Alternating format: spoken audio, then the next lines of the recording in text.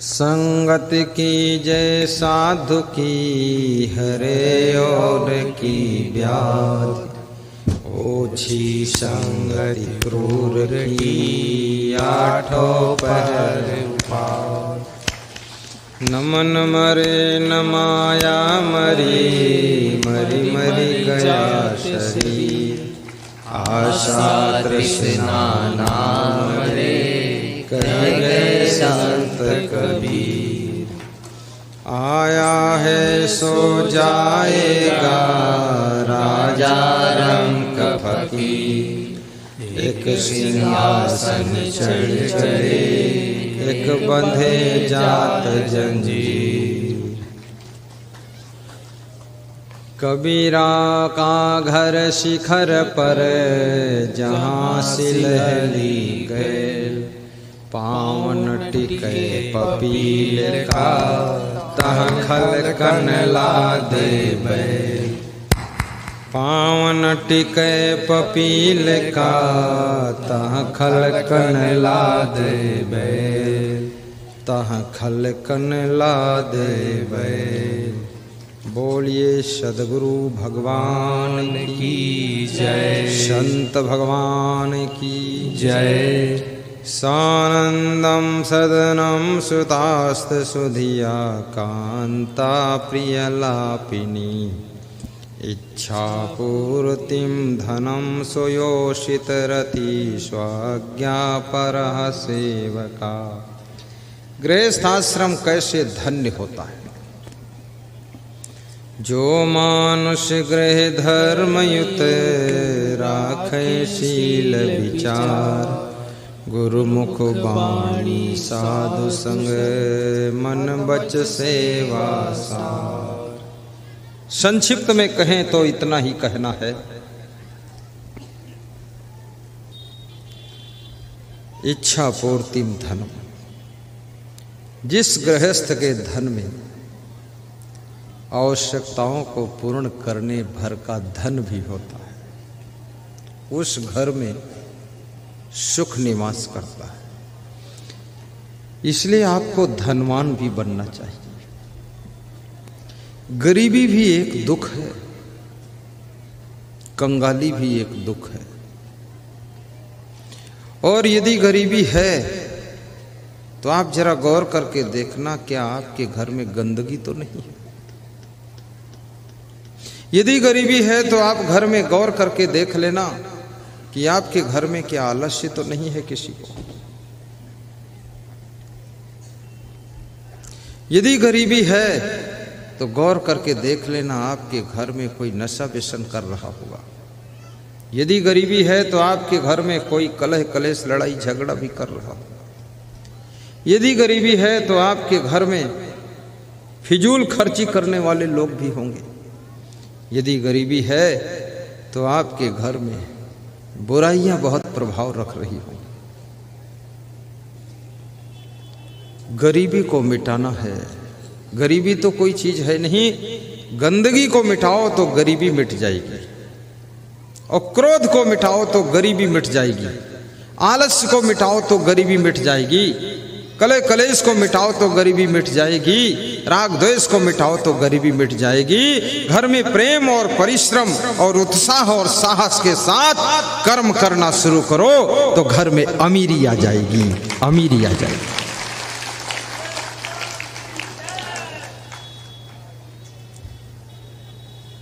आपस में प्रसन्न होकर के बात करो तो घर में अमीरी आएगी। खूब प्रवचन सुनो तो घर में अमीरी आएगी।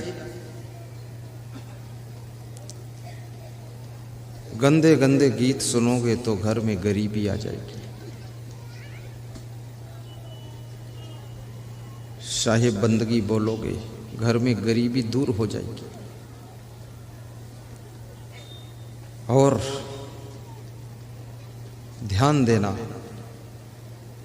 माता पिता के सुबह उठकर पैर छुओगे, सोने से पहले शाम को पैर छुओगे, आपके घर में अमीरी का आना शुरू हो जाएगा, लक्ष्मी आएगी।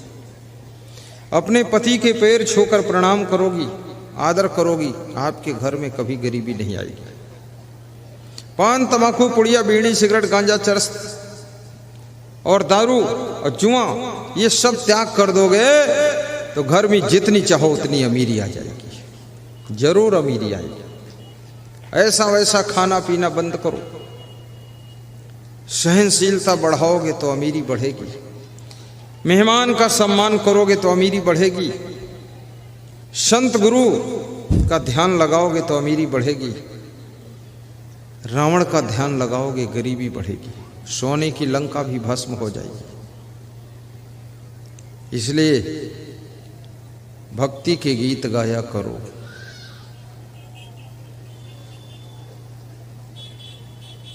गुरु जी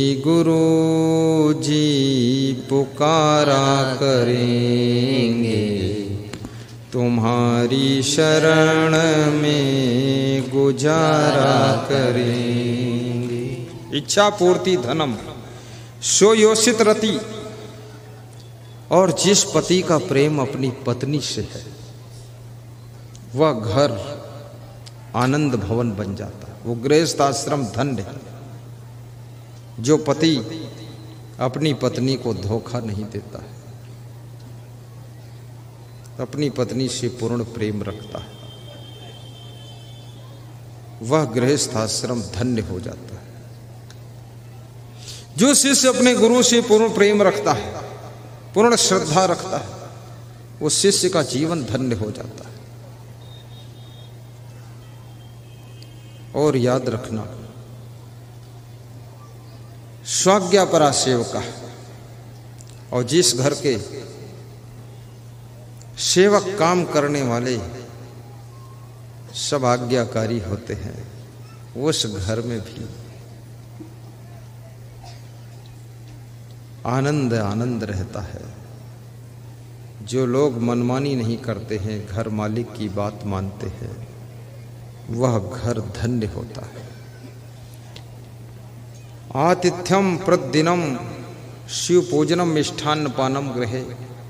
जिसके द्वार पर अतिथि का सत्कार होता है, अतिथि देवो भव माना जाता है, जिसके घर में रोज पूजा पाठ सत्संग होता है प्रतिदिन, और जिस घर में मिष्ठान्न पकवान भी बनते हैं, कभी छोले, कभी खीर, कभी सेवई, कभी रसपुआ, कभी मालपुआ, कभी केवल पुआ, खा लो बुआ, हाय गुरु जी की दुआ। ये क्या हुआ? जिसके घर में रोज रूखा सूखा भोजन नहीं बनता है, कभी कभी पूड़ी और पराठे भी बनते हैं।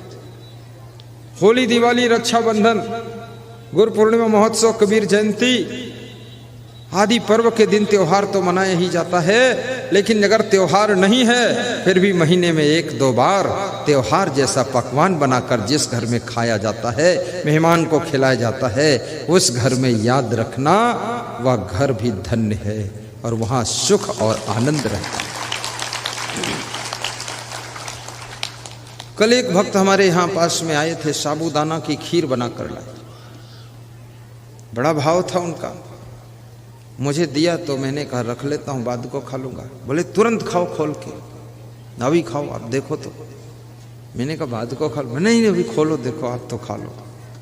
बड़ी श्रद्धा थी तो मैं खोला, 1 चम्मच खाया। तो मैंने कहा आप ले लो। बोले आप खाओ फिर बाद को मैं लूँगा।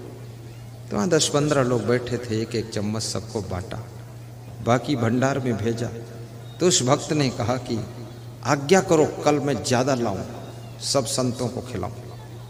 तो मैंने कहा थक जाओगे, रहने दो। तो बोला नहीं ले आऊँगा मैं।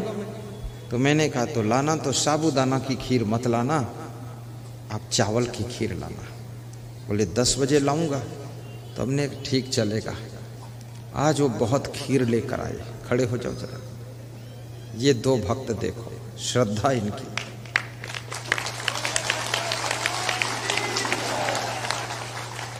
कौन गांव से हो?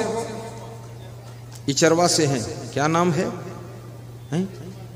अनिल कुमार शर्मा कुशवाहा, मनोज कुमार कुशवाहा, वरुण कुमार कुशवाहा। इन्होंने 1-1 कुंटल गेहूं भी दान दिया है। 2 कुंटल दिया है हरिद्वार कुंभ मेला के भंडारा के लिए, और आज खीर भी खिलाया है, और कल अगर और रुकूंगा तो न जाने क्या खिला देंगे।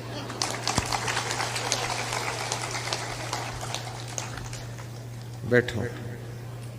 सुबह सुबह आज एक भक्त दही मलवा भर के लाया और पेड़ा लाया। खड़े हो जाओ जो दही और मलवा पेड़ा लाए थे। कौन भगत था? इसी गांव का है। ये देखो भगत, क्या नाम है?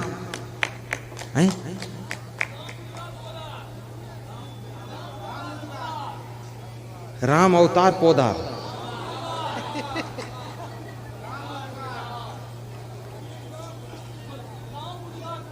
राम उद्गार पोदार।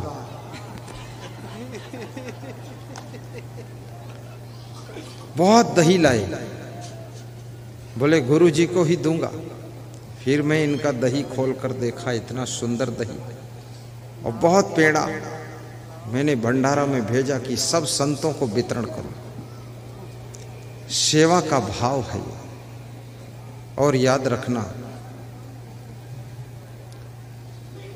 ये सेवा अतिथि देवो भव, आचार्य देवो भव, संत देवो भव, मातृ देवो भव, पितृ देवो भव, परस्पर देवो भव, राष्ट्र देवो भव।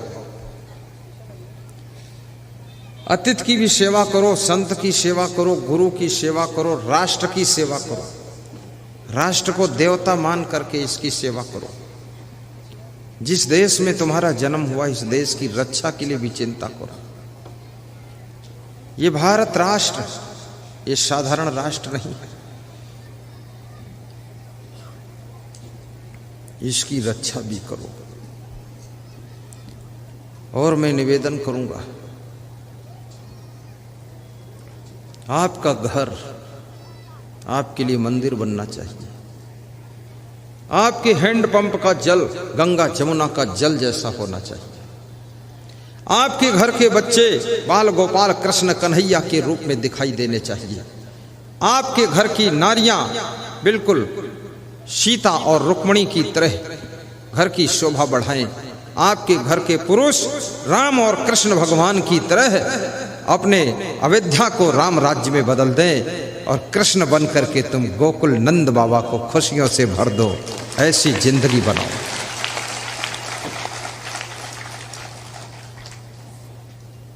प्रतिदिनम मिष्ठान्न पानम गृहे। अभी ये जो माइक हमारे संत जी चलाते, इलेक्ट्रॉनिक इंजीनियर, ये पकवान खूब बनाते। पकौड़ी, पकौड़ा, पूड़ी, कचौड़ी, इसके बड़े आर्टिस्ट हैं वही, और इलेक्ट्रॉनिक इंजीनियर हैं। ये सब सिस्टम वही चलाते। ये टीवी में जो प्रवचन आता है वही सेट करके देते हैं, मोबाइल में जो डालते वही डालते हैं। लेकिन जहाँ देखते हैं चूल्हे पर कढ़ाई है तो वहाँ पहुँच जाते हैं और तुरंत पूड़ी कचौड़ी निकालने लग जाते हैं। ये भी एक कला है। और मैं निवेदन करूँगा, आपके अंदर जितनी कलाएं हों, जितने गुण हो, जितनी योग्यता हो, क्षमता हो, उसका पूरा सदुपयोग कीजिए। क्योंकि एक दिन मृत्यु आएगी, इस शरीर को मृतक कर देगी। ये शरीर मरने के बाद इस शरीर के साथ जो भी शक्तियां क्षमताएं प्राप्त हुई हैं वह सब व्यर्थ हो जाएंगी, हमसे दूर हो जाएंगी। इसलिए जीते जी इस शरीर की सारी शक्ति का प्रयोग कर लेना ही बुद्धि